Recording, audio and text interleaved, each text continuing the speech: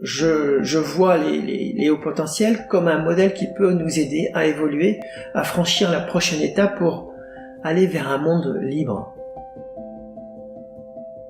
Bonjour Gilles. Bonjour Agnès. Bonjour à tous et bienvenue au Réveil émotionnel, dont le sujet aujourd'hui est les HPE, haut potentiel émotionnel. Alors Gilles, déjà pourquoi as-tu choisi ce sujet ? Alors les hauts potentiels émotionnels, tels qu'on les appelle dans de nombreuses études aujourd'hui, représentent pour moi un modèle extraordinaire vers lequel nous pouvons tendre et qui nous permet de comprendre notre intelligence émotionnelle et ce qu'elle peut nous apporter. Et parmi ces choses-là, il y a une opportunité de modèle vers lequel nous pouvons tendre et un modèle qui nous permet à nous tous de vivre dans un monde plus équilibré et plus transparent, qui va générer bien entendu de la coopération, plus de coopération que ce qu'on a pu voir ces derniers temps. Ça c'est le pourquoi j'ai choisi ce modèle, et parce que c'est vraiment un point qui me paraît important, un élément de motivation pour développer notre intelligence émotionnelle. Alors, maintenant, les hauts potentiels, quelles sont leurs caractéristiques ? J'en ai retenu 6 importants. La première caractéristique, c'est qu'ils sont transparents. C'est des individus qui sont transparents. Et cette transparence, bien sûr, peut générer énormément de confiance entre les gens. Plus nous sommes transparents, et plus la confiance est importante entre nous. Alors, quand tu veux dire transparence, c'est authentique ? C'est authentique. C'est ça. C'est vrai. Par exemple, si je ressens de la tristesse, eh ben, je vais me permettre de partager cette tristesse, voire de l'exprimer avec mon corps. Okay.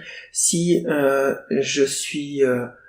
j'ai du désir, je vais pouvoir partager ce désir pour la personne que je désire, etc., etc. Donc la transparence, c'est un élément clé qui génère de la confiance. Et nous avons besoin dans notre société, dans nos sociétés, de cette confiance.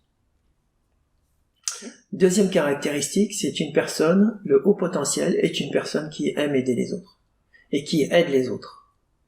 Ça veut dire que si nous apprenons à nous aider les uns les autres, nous devenons coopératifs les uns aux autres. Et un monde coopératif, c'est exactement le contraire de ce que nous connaissons, à savoir un monde en pleine compétition, où on est constamment en train de se comparer aux autres et de vouloir faire mieux que les autres. Alors faire mieux, bien sûr, c'est important, mais faire mieux que soi, c'est encore mieux que de faire mieux que les autres. Ça nous empêche de nous comparer aux autres et de trouver la motivation à l'intérieur de nous.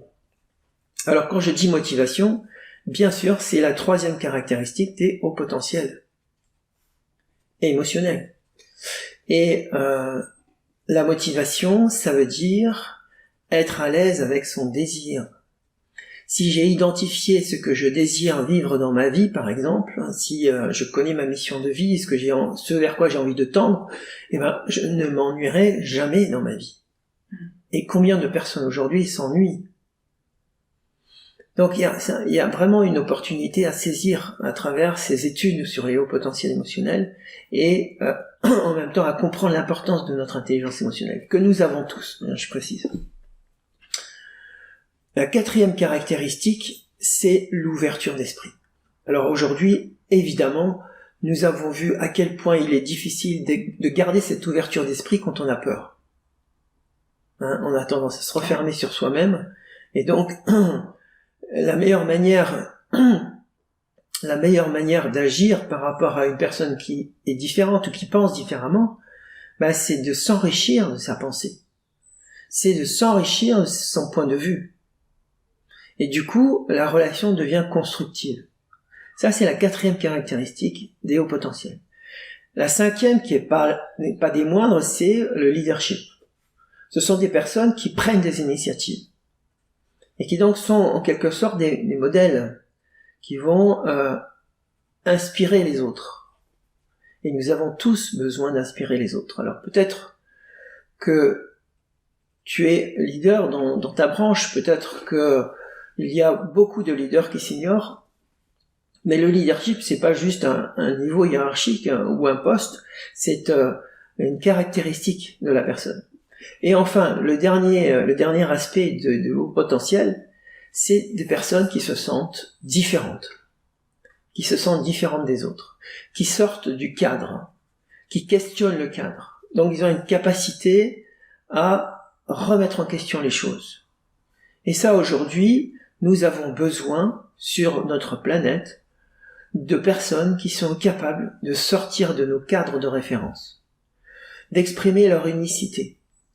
Et ça, c'est un aspect très important. Donc, voilà comment je vois les hauts potentiels comme un modèle qui peut nous aider à évoluer, à franchir la prochaine étape pour aller vers un monde libre. Alors, comment on peut développer, bien sûr, en étant à l'écoute de nos émotions, mais aussi et surtout en étant authentique avec soi et avec les autres.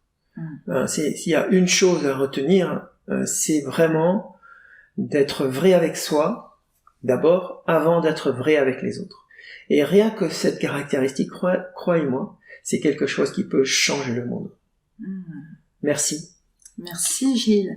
Alors si j'ai bien retenu, dans ces 6 caractéristiques, nous avons la transparence qui, en fait, est liée à l'authenticité, pas transparent dans le sens je n'existe plus, c'est l'authenticité, la coopération, la motivation, l'ouverture d'esprit, le leadership, l'initiative et inspirer les autres, et enfin être différent des autres avec beaucoup de remise en question, c'est bien ça? Tout à fait.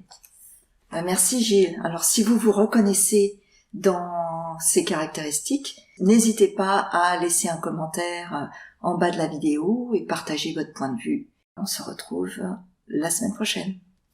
Au revoir. Au revoir.